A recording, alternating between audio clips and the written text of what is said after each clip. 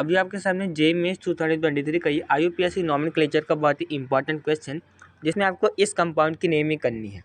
तो फिर आप इसमें देखिए कि आपको इसमें एक फंक्शनल ग्रुप दिया हुआ है जो कि आपका कार्बोक्सिलिक एसिड है, और आप ये जानते हैं कि ये एक टर्मिनल फंक्शनल ग्रुप है, यानी कि इसकी जो पोजीशन होती है वो हमेशा 1 होती है जब सिर्फ ये लगा हो। तो फिर आप देखें तो 2 फॉर्माइल 5 मिथाइल हेक्सेन 6 सोइक एसिड।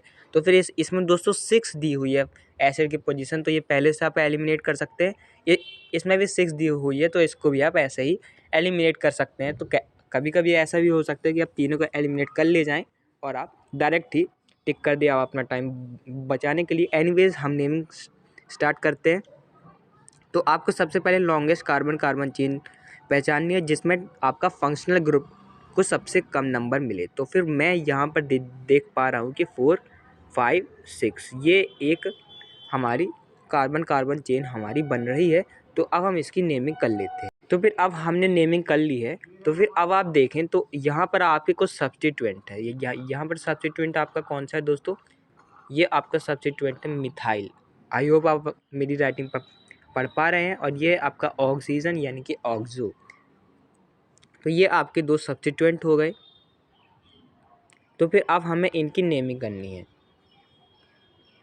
तो फिर अब आप अगर देखें तो सबसे पहले आपको सब्स्टिट्यूएंट का नाम लिखना है। तो आप देखें कि 1 2 इस 2 वाले कार्बन के साथ आपका मिथाइल लगा हुआ है, तो आप लिखेंगे 2 मिथाइल।